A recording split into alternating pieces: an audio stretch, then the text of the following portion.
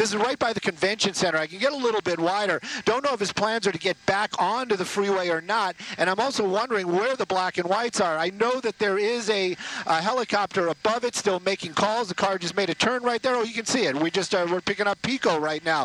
So now we're going to be heading westbound on Pico Boulevard. There was some moments on that 110 freeway where we're keeping an eye on it. High speeds, probably touching about 90, maybe 80 miles an hour. But when I say those numbers, you have to remember, in traffic, this vehicle making its own lane the entire time, doing it once again, now going into oncoming traffic. There was a pedestrian in the road, in that walkway, clear from that vehicle, but running red lights, and it basically, as you're seeing it right now, just taking any opportunity to get through or by somebody as they're continuing on. Now, Baroxia, I'm sure you guys, people at home, I'm sure we all see it, some damage on that front of that vehicle. Not sure if that's from the pursuit or before the pursuit, but definitely this car has some damage on the front end, but that driver continues to drive extremely reckless, wrong side of the road, high speeds, putting a lot of the public in danger. Yeah, absolutely, and obviously breaking all kinds of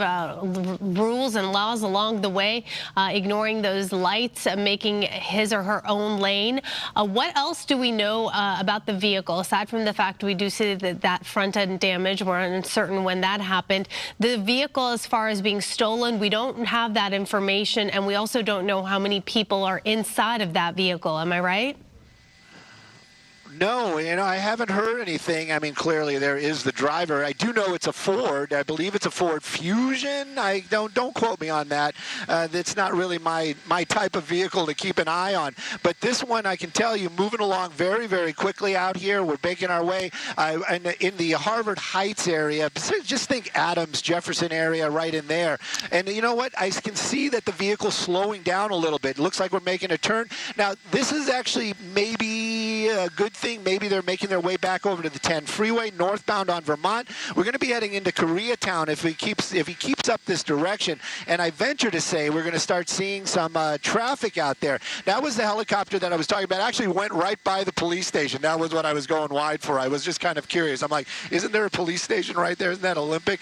Anyways, just went right by it. The sheriff's overhead. There was a black and white out there. They are keeping an eye on it. But this is one of those things. They have to kind of be invited to the dance. And then on top of that, their bosses have to say, or the sergeants have to say, yeah, we can engage into this pursuit. Right now, though, I believe that they're more in a tracking mode. The sheriff's department, their helicopter clearly above it. We're clearly above it as well. So they have an eye on it, and they know where this vehicle is. Now, I've said it in the past, when these things come to an end, hopefully we'll see some magical appearance of some law enforcement. Look at that. That motorcyclist probably close. Not too happy about that. Yeah, I would have been a little grumpy about that too. And of course, every time we go through these intersections, I'm always looking for pedestrians. Looks like this is a destination, making our way northbound now. Oh, there he goes. And these are smaller streets. So I kind of wonder if he's going someplace where he knows where maybe he can park the car, get out and run. But again, the tighter roads doesn't mean this is coming to an end. Tighter roads means that this is going to be more difficult to follow. We're going to have to move Skyfox over to the right a little bit because I am going to lose him, and especially if he makes a turn on one of the major streets out here. We often talk about that with pursuits. We see some of these suspects, if they have the opportunity, going to areas or neighborhoods they're familiar with. Obviously, at this point, it's speculation if that's what's going on here, but that does happen often and from time to time. Stu, for those who don't watch frequently, we cover so many pursuits, but often we will use the phrase tracking mode, and they're going to track the vehicle at this point. Let our viewers know what that means and when that is used. Well, tracking mode is basically all the ground units. It looks like we're coming to a stop. It looks like he picked an area right here. I don't know what this is all about. Doors open and out and running. It looks like he's going right into an apartment building, which is good or bad. Now, LAPD, hopefully they are nearby. I know the sheriff's department, their helicopter definitely was overhead, just kind of left the vehicle there. I'm going to keep an eye on that courtyard. That's the only spot that I really can take a peek at. I'm going to look at that front entrance its way as well. But definitely looks like he ran into this apartment building out here, clearly on New Hampshire Avenue. And again, we'll get you an exact address. But right now, law enforcement not here. That suspect basically ran into 425 New Hampshire. I don't know if this is a location that he knows somebody.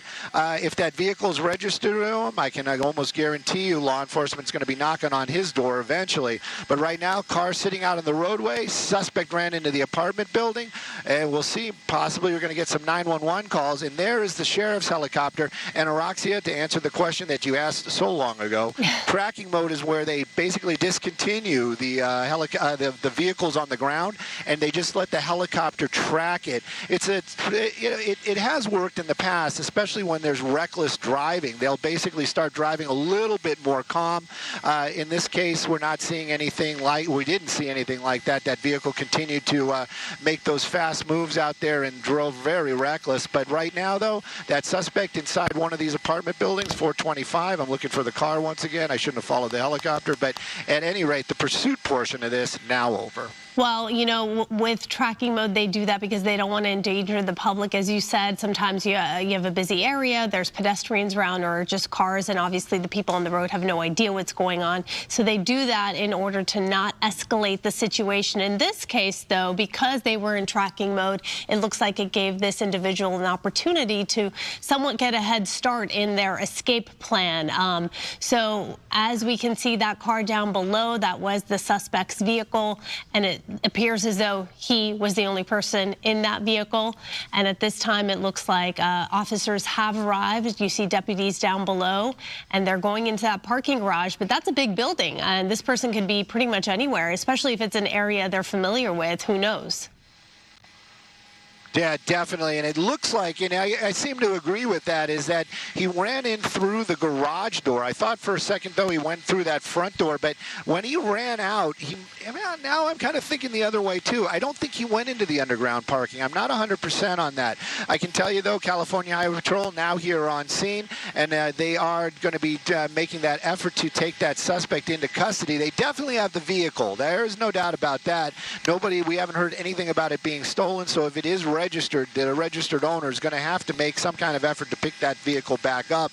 That might be the time they have a discussion with the driver of that car. And again, though, they didn't give this up, so that makes me think that this, whatever that criminal threat was a crime that they really wanted to take this person into custody. Because a lot of times lately, we see these pursuits, they're much shorter now, as they look at the situation, they weigh the public safety, and then they back off. But in this case, they kept with it, and then they actually were calling for 2 helicopters at one point. One of them needed fuel, so it had to go in, but they didn't want to let it go. So whatever that driver was wanted for is something pretty serious.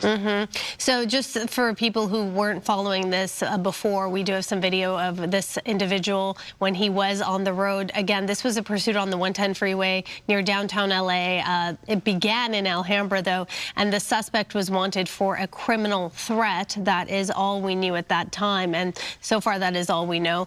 There you see the vehicle on the right side of your screen. This is just a few minutes before the scene you're seeing right now live on the left side of your screen, which is the car has come to a stop and that individual has gone inside of that building. But there on the freeway, you could see, high speed. Once that person got off the freeway, that's when he became a bit more reckless, creating his own lane, essentially going against traffic. Even the way he came and stopped there in front of this building, he was facing the opposite side of traffic as well. So there you have the live feed on the left. On the right, you have what was happening during the pursuit moments ago. One thing I keep thinking about is once inside of this building, this person can change clothes, change their appearance, whether he knows someone inside. Yep. Or is hiding somewhere because they know the building well. It could take a while before we get any kind of a resolution here. Definitely, and those officers, they made their way into that parking garage. I saw them trying to open that gate. There's probably a way to disable the actual mechanism, but all those officers that made their way in there, if somebody doesn't allow them, a lot of times the parking garages are secure in both ways, meaning they probably can't even get into the apartment building. They probably need a key or some kind of fob to get into the stairwells to get out of the parking garage. So right now you've got officers down in, most of them made their way. There you go again. He's trying to open that gate. Blunt force, brute force, brute, very brute. At least they're getting that gate open so they can get out. But clearly they have weapons drawn, all of them at one point. And so, like, again, I have to wonder what that criminal threat was, what that person is really wanted for. The officers now making their way out. I know one of the officers went by himself into the building. Again, I wish I had a little bit more information. If we knew that this vehicle was registered there, then at least we would have information on the apartment number. I'm venturing to say that it is not, because of the fact that these officers aren't making their way into the apartment building. But right now, a search for a very dangerous suspect after pursuit came to an end out here in Koreatown. Well, Stu, thank you, and to Sky Fox, to the crew up there, for following this pursuit. At this point, we're just going to end it right here. We'll continue to keep an eye on things, of course, and if anything comes up, we'll have it during our evening newscast this evening. Otherwise, we're going to connect everyone back to their regular scheduled programming. Thanks so much. For your home. With no agent fees, no hassles, and no repairs, selling your home doesn't have to be overwhelming. Seller's Advantage is not your average home buyer. They care about their sellers. It was the smartest thing I ever did. I'm in a new